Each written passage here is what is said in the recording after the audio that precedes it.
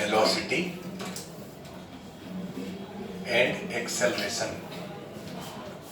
in circular motion.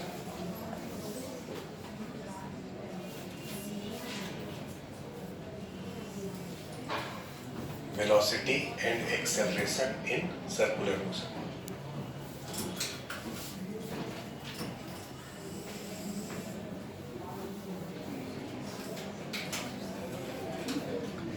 जैसे एक particle है जो यहां से चलना शुरू किया है, समझना है, एक पार्टिकल यहां से चलना शुरू किया है और कांस्टेंट स्पीड से चल रहा है। उसका स्पीड सपोज करो v है, यहां पर पार्टिकल का स्पीड कितना है v, और डायरेक्शन किधर होगा टेंजेंशियल। तो ये जो हम वेक्टर दिखाए हैं ये वेलोसिटी है जिसका मैग्नीट्यूड v है। मैग्नीट्यूड जो होगा वो उसके स्पीड को रिप्रेजेंट करेगा और ये जो वेक्टर है ये वेलोसिटी को रिप्रेजेंट करेगा। जैसे जैसे पार्टिकल मूव करेगा कुछ देर के बाद सपोज यहां पहुंचा, यहां पर पार्टिकल का वेलोसिटी ऐसे होगा, लेकिन चूंकि मोशन यूनिफॉर्म है, अभी हम यूनिफॉर्म के लिए कैलकुलेशन कर रहे हैं, तो अगर मोशन यूनिफॉर्म है तो स्पीड सब जगह सेम रहेगा। यहां भी है, यहां भी v होगा, यहां भी v होगा, सब जगह v होगा। शुरू में यहां पर था, t टाइम के बाद यहां पहुंचा, ये पोजीशन है एट t इक्वल टू 0 और ये पोजीशन है किसी भी टाइम t पर। इस समय पार्टिकल का अगर पोजीशन वेक्टर लिखें, पोजीशन वेक्टर किसको कहते हैं? कोऑर्डिनेट सिस्टम के ओरिजिन से पॉइंट ऑफ इंटरेस्ट तक मिलाने वाले वेक्टर। शुरू में जब पार्टिकल यहां था तो ये पोजीशन वेक्टर होगा, अभी पार्टिकल यहां है तो ये पोजीशन वेक्टर होगा।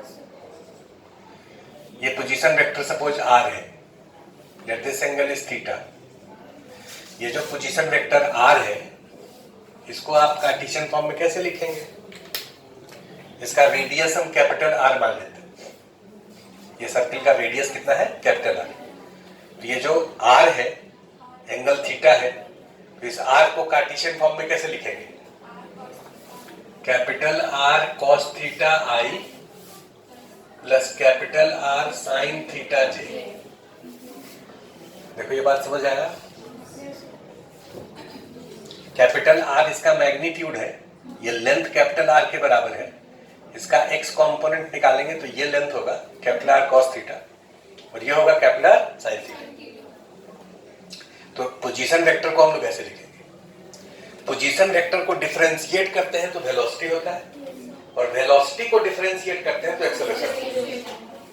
तो इसको डिफरेंशिएट कर रहे हैं, dr बाई dt। देखो r जो है ये कांस्टेंट है, I भी कांस्टेंट है। r क्या है? कौन r रेडियस है, वो तो चेंज करने का है। वेरिएबल क्या है? थीटा।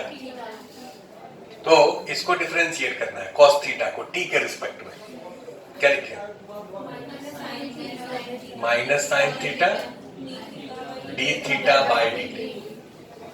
ये समझ आया? cos थीटा का थीटा के रिस्पेक्ट में ऐसे करते ना, D cos theta by D T निकालना है, ये होगा D cos theta by D theta into D theta by D T. D cos theta by D theta minus sine theta into D theta by D T. ये दो step को हम एक ही step में डायरेक्ट लिख दिए। ये I है, I को यहां लिख देते हैं, प्लस R और J ये कांस्टेंट है। साइन थीटा का differentiation cos theta D theta by D. इसको हम लोग कहेंगे वेलोसिटी, इसको स्पीड नहीं कहेंगे, ये वेलोसिटी है क्योंकि वेक्टर फॉर्म में लिखा है। Minus R D theta by D T को ओमेगा करते हैं into sine theta I plus R omega cos theta J।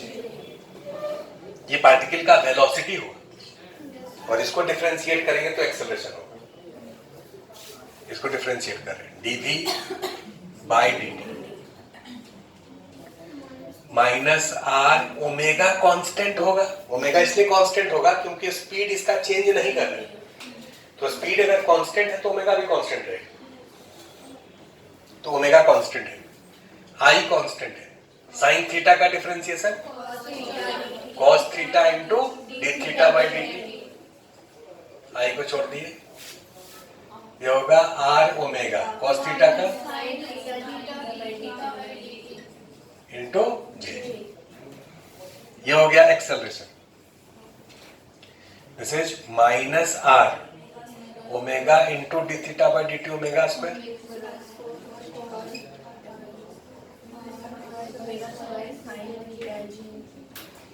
ये पार्टिकल का एक्सेलरेशन हो गया। इस एक्सेलरेशन को देखो हम एक बार फिर से लिख रहे हैं, माइनस ओमेगा स्क्वायर को बाहर कर दो, बचेगा कितना, R cos theta I plus R sine theta J. Velocity vector है, उसका डिफरेंशिएशन एक्सेलरेशन वेक्टर है, R cos theta I plus R sine theta J कितने के बराबर, आर वेक्टर।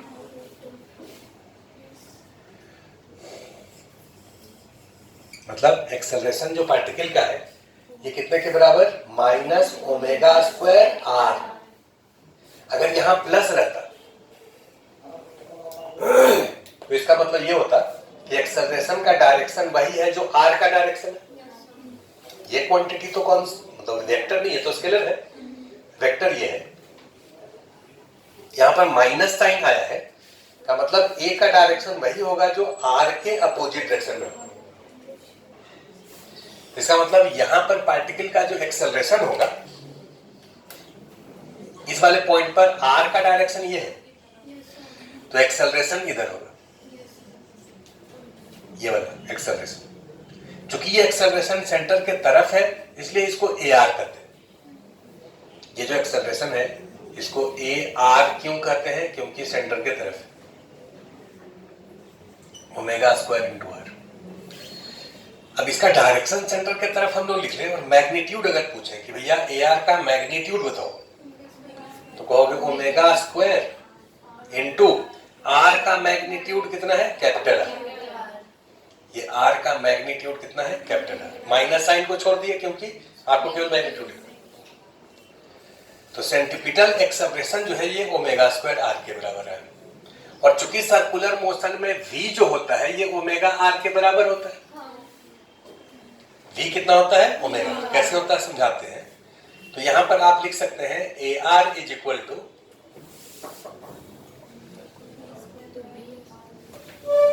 यहां लिख सकते हैं A R is equal to omega के जगह v बाई आर कर दीजिए, तो v square by R square into R, एक आर कैंसिल हो जाएगा, तो ए आर हो गया v स्क्वायर बाई आर।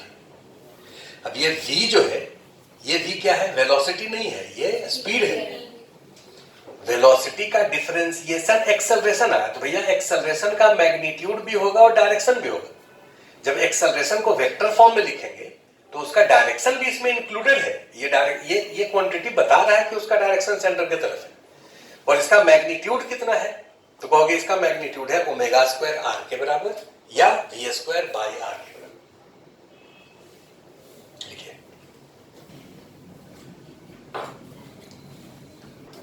अगर मोशन नॉन यूनिफॉर्म होगा, मतलब यहां स्पीड v है, यहां पर चेंज कर गया, तो यहां पर एक्सेलरेशन का एक कंपोनेंट ये तो रहेगा ही, एक और कंपोनेंट इधर आएगा। यहां पर दो टर्म का सम हो जाएगा। ये वाला जो कंपोनेंट है चूंकि वो टेंजेंशियल डायरेक्शन में होता है इसलिए उसको टेंजेंशियल एक्सेलरेशन करते हैं, तो इसको हम लोग याद कर लेते हैं, ज्यादा बड़ा डिफरेंशिएशन करने से फायदा नहीं है। तो इसके नीचे नोट करके लिखेंगे,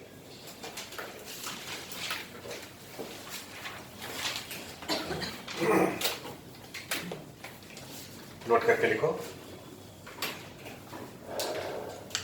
if motion is non uniform,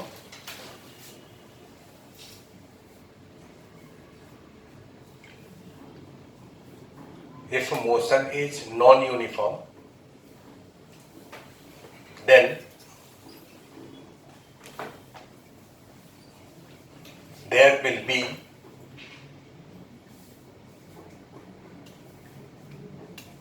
tangential acceleration also.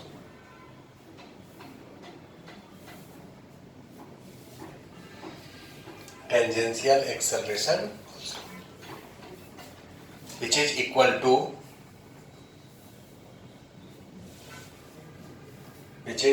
to AT equal to dv by dt। ये v जो है ये वेलोसिटी का मैग्नीट्यूड है, या इसको आप वेलोसिटी के मैग्नीट्यूड को ऐसे लिखें या इसको केवल v ऐसे लिखें, बात देखिए। यहां वेक्टर साइन दे देंगे तब वो वेलोसिटी हो जाएगा, और वेक्टर को हटा देंगे तो वेलोसिटी का मैग्नीट्यूड हो जाएगा। d स्पीड बाय dt,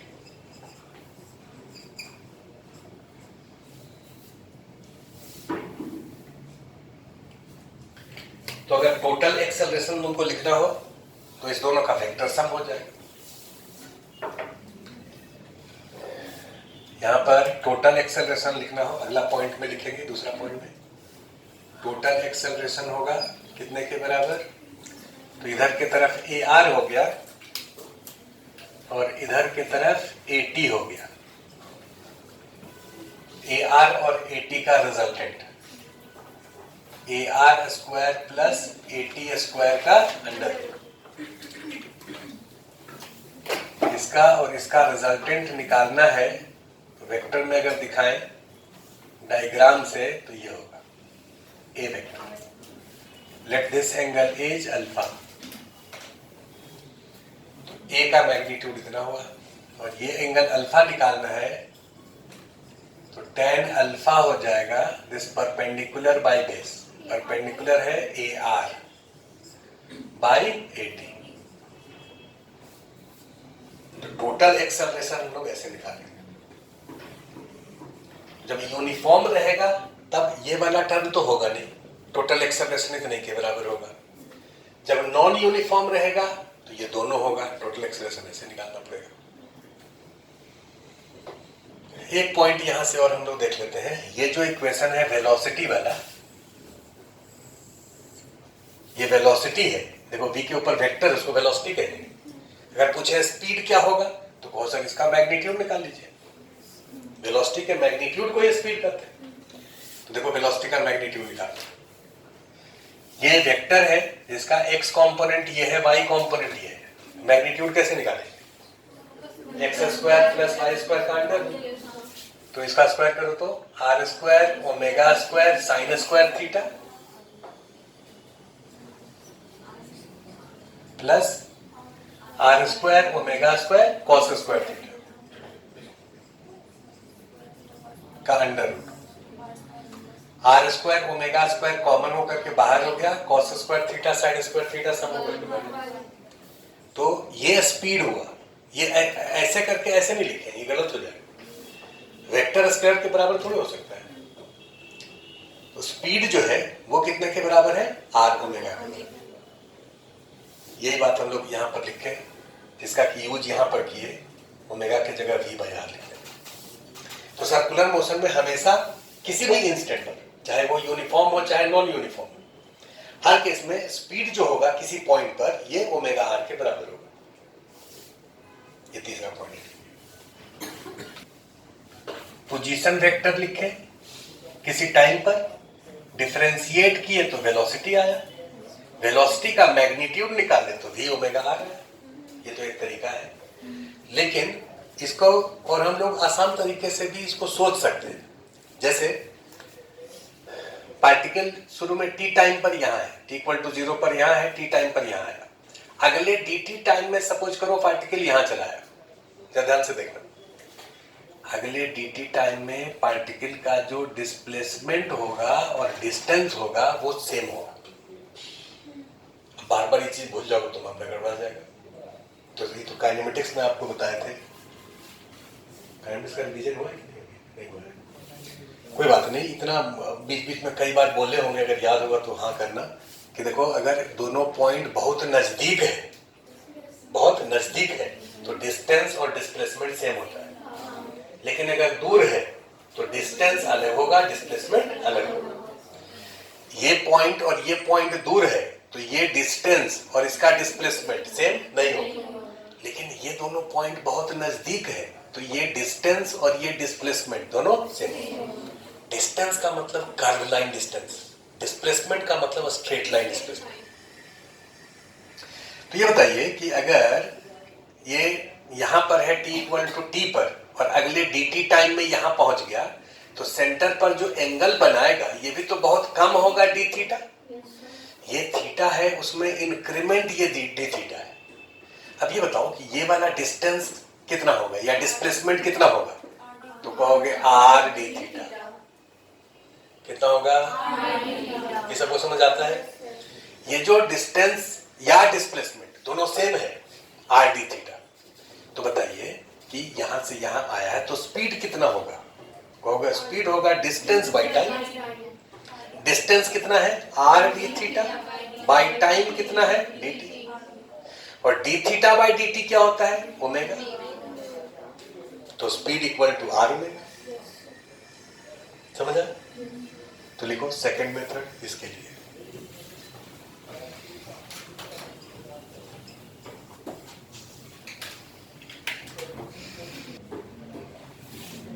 जैसे तो यहां समझने की कोशिश करते हैं। जैसे यहां पर पार्टिकल है, उसका वेलोसिटी का डायरेक्शन इधर है, यह है वेलोसिटी, और अगले dt टाइम के बाद यहां चला है, बहुत नजदीक है ये, यहां चला है। यहां पर वेलोसिटी का डायरेक्शन ऐसे हो और मैग्नीट्यूड इतना ही होगा जितना यहां है। इसका मैग्नीट्यूड v है, इसका भी मैग्नीट्यूड कितना है? d है। ये t इक्वल टू 0 पर है और ये dt टाइम बाद है। तो यहां से यहां ये dt टाइम में गया, ये बहुत कम है, तुमको दिखाने के लिए इतना दूर दिखाएं, वास्तव में ये पॉइंट जस्ट इसके आगे का पॉइंट है, जस्ट आगे का पॉइंट है। तो यहां से यहां कितने टाइम में आया है? dt टाइम में। तो एक्सेलरेशन कितना है वो निकालना है, और एक्सेलरेशन का डेफिनेशन होता है dv बाई dt। एक्सेलरेशन का डेफिनेशन होता है change in velocity by change in time. Acceleration का डेफिनेशन वेलोसिटी बाय टाइम नहीं होता है। अगर एक्सेलरेशन का डेफिनेशन वेलोसिटी बाय टाइम होता तो वेलोसिटी के डायरेक्शन में एक्सेलरेशन होता, लेकिन ये d का मतलब चेंज होता है। तो एक्सेलरेशन का डायरेक्शन जो होगा वो वेलोसिटी के चेंज के डायरेक्शन में होगा। वेलोसिटी का चेंज का क्या मतलब? v final minus v initial by t final minus t initial, जिसको dt लिख रहे हैं। v फाइनल ये है, ये वाला वेक्टर, और v इनिशियल ये वाला वेक्टर है। इसमें से इसको घटाना है तब तो ये आएगा। तो ये जो v फाइनल तुमको दिख रहा है, ये उसमें से इसको सब्ट्रैक्ट करना है। कैसे सब्ट्रैक्ट करते हैं? सब्ट्रैक्ट करने का मतलब उसके अपोजिट को जोड़ देना। ये इनिशियल वेक्टर है, इसका अपोजिट देखो ऐसा होगा, ध्यान से देखो। ये इनिशियल वेक्टर है ना जी, उसका अपोजिट लिखना हो तो ऐसे लिखेंगे। ये जो वेक्टर है इसका लेंथ जितना ये है उतना ही लेंथ इसका भी है, डायरेक्शन केवल उल्टा कर दिया। अब फाइनल में इसको जोड़ दो, इस वाले को उठा करके यहां रख देते हैं। देखो तो ठीक है, इस वाले को उठा करके यहां रख दिए। इसका मैग्नीट्यूड v के बराबर है, डायरेक्शन किधर है? अपोजिट है। ये फाइनल में माइनस इनिशियल को जोड़ दिए। अब इस दोनों को जब जोड़ोगे तो इनिशियल टेल से फाइनल हेड मिलाओगे। इनिशियल टेल से फाइनल हेड जब मिलाओगे तो उसका डायरेक्शन ऐसे होगा। ये जो डायरेक्शन है वो किसका डायरेक्शन है? dv का। ये डायरेक्शन किसका है? dv का। तो dv का जो डायरेक्शन है उस डायरेक्शन में एक्सेलरेशन होगा। तो एक्सेलरेशन यहां पर जो है वो इधर के तरफ होगा, क्योंकि वेलोसिटी के चेंज का डायरेक्शन यही है। तो बात को अगर फिजिकली समझने का मन कर रहा है तो ऐसे समझ सकते हो कि देखिए, ये जो यूनिफॉर्म सर्कुलर मोशन जो है उसमें मैग्नीट्यूड तो चेंज किया नहीं, जितना इसका लेंथ है उतना ही इसका लेंथ है। अब इस वाले लेंथ में इसके अपोजिट को जब जोड़ेंगे तो इसके अपोजिट को जब जोड़ेंगे तो इस वाला यहां जो पॉइंट है उससे थोड़ा सा ये नीचे आएगा, क्योंकि इसका लेंथ दोनों बराबर है। तो थोड़ा सा नीचे आएगा, तब इसको और इसको जब ज्वाइन करेंगे तो वो लाइन सेंटर की तरफ जाएगा। डीवी का जो डायरेक्शन है वो किधर की तरफ जाएगा? सेंटर की तरफ जाएगा। तो एक्सेलरेशन जो यहां पर है वो इस डायरेक्शन में नहीं है, एक्सेलरेशन टेंजेंशियल में थोड़ा है। एक्सेलरेशन अगर रहता v बाई टी तो आप कहते v के डायरेक्शन में एक्सेलरेशन हो। एक्सेलरेशन है वेलोसिटी का चेंज के डायरेक्शन, तो वेलोसिटी का चेंज तो इधर हो रहा है ना। और ये जो एक्सेलरेशन है वो डायरेक्शन में चेंज के कारण, मैग्नीट्यूड तो चेंज हो ही नहीं रहा है, यहां मैग्नीट्यूड और यहां मैग्नीट्यूड तो सेम ही है, डायरेक्शन इसका चेंज किया है इसलिए उसमें डिफरेंस आया। तो ये जो एक्सेलरेशन है ये वेलोसिटी के डायरेक्शन में चेंज के कारण होता है, और टेंजेंशियल एक्सेलरेशन जो है वो वेलोसिटी के मैग्नीट्यूड में चेंज के कारण होता है। ये डायग्राम ड्रॉ करिए।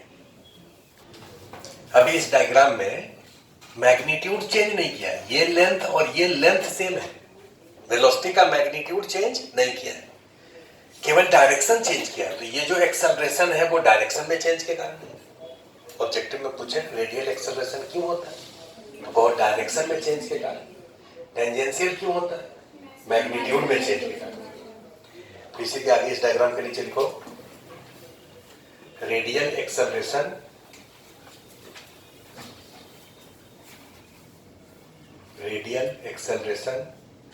is due to change in direction of velocity.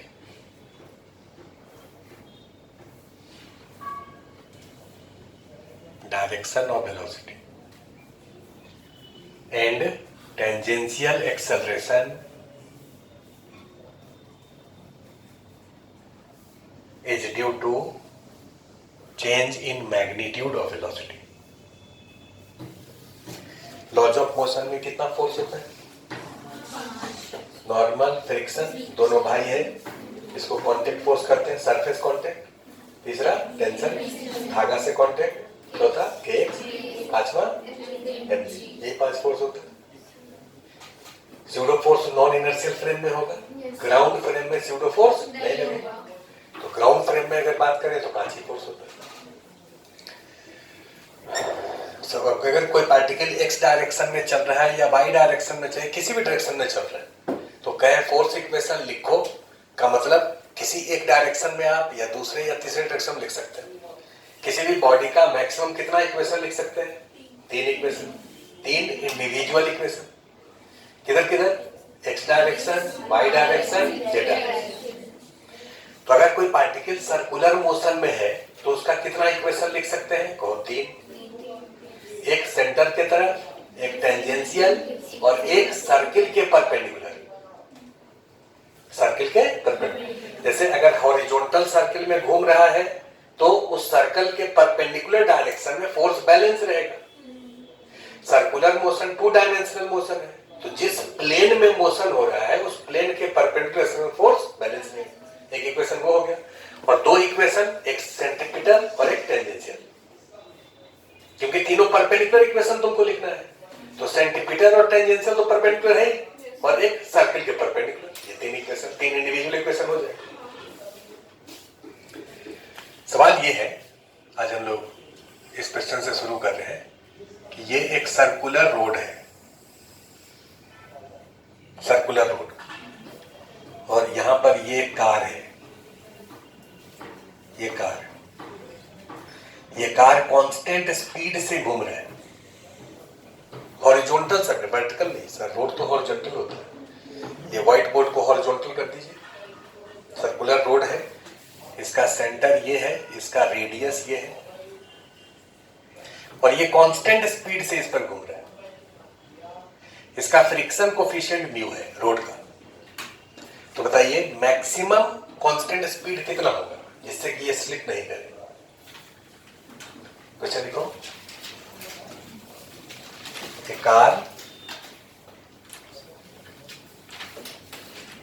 car is rotating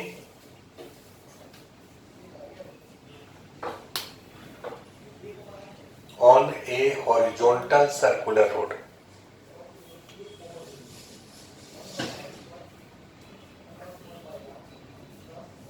A car is rotating rotating on a horizontal circular road with constant speed.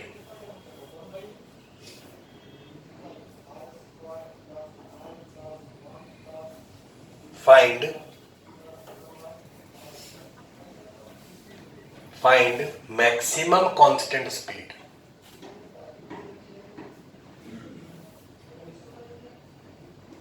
Maximum constant speed of car for no slipping.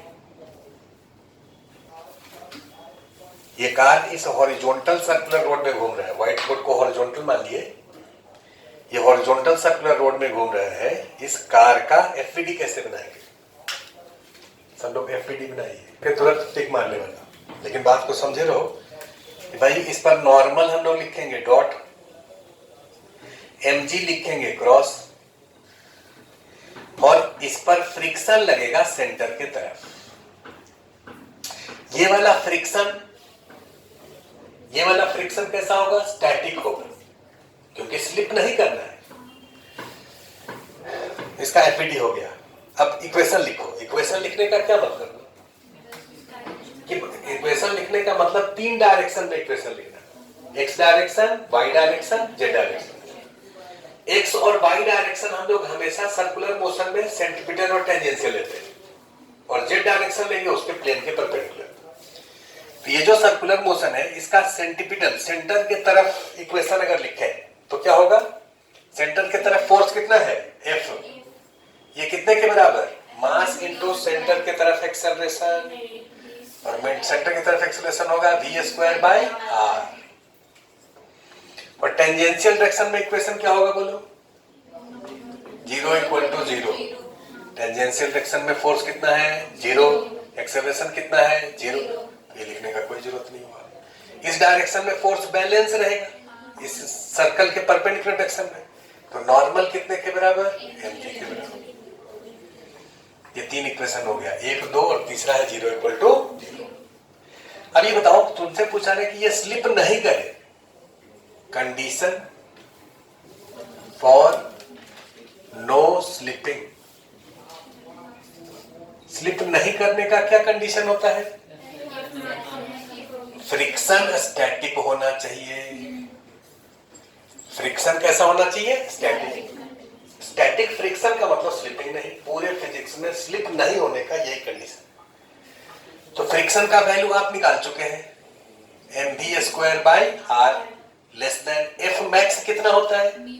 Mu into n, और n कितना है? mg. तो v हो गया less than mu rg √. अगर इसका speed mu rg √, से कम है तो स्लिपिंग नहीं होगा. ये किसका कंडीशन है? स्लिपिंग नहीं होने का. स्लिपिंग नहीं होने के लिए स्पीड इससे कम होना चाहिए. अगर इसके बराबर है तो just on the verge of slipping होगा, और ज्यादा है तो स्लिप कर जाएगा. तो तुमसे क्या पूछा गया? मैक्सिमम कितना स्पीड है जिससे कि स्लिप नहीं करे. तो मैक्सिमम हो जाएगा म्यू rg √, के बराबर. पूछा जा सकता है. एक तरीका होगा कि मैक्सिमम v कितना है निकालिए. म्यू और r दिया हुआ है. म्यू 0.5 है, r 50 मीटर है. तो बताएंगे मैक्सिमम कितना स्पीड होगा, तो निकाल लेंगे. तुमसे अगर म्यू दिया है और स्पीड दिया है और रेडियस पूछे कि मिनिमम रेडियस क्या होगा जिससे कि स्लिपिंग नहीं हो, या तीसरा होगा r दिया है और v दिया है और पूछेगा मिनिमम म्यू क्या होगा जिससे कि स्लिपिंग नहीं हो. ये क्वेश्चन 3 तरीके से पूछा जाएगा. सर्कुलर मोशन में लास्ट जो क्वेश्चन कर रहे थे उसको भी 3 तरीके से पूछा जाएगा. ये भी क्वेश्चन उसी का रूप है, दूसरे तरीके से पूछा गया है वही सवाल. जैसे इसका नेक्स्ट पार्ट लिखिए. नेक्स्ट पार्ट है, इसमें v दिया हुआ है, r दिया हुआ है, और पूछा जा रहा है कि म्यू का मिनिमम वैल्यू क्या होगा जिससे कि स्लिपिंग नहीं हो. नेक्स्ट पार्ट लिखो. If v and r is given, v and r is given in previous question.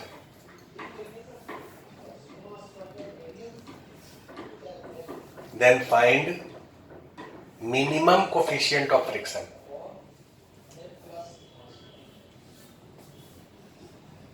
Then find minimum coefficient of friction for no slipping.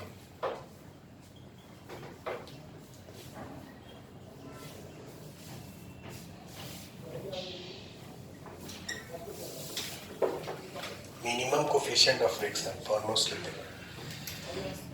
ये इक्वेशन ऐसे ही लिखाएगा, कंडीशन ऐसे ही लिखाएगा, यहां तक बिल्कुल सेम रहेगा.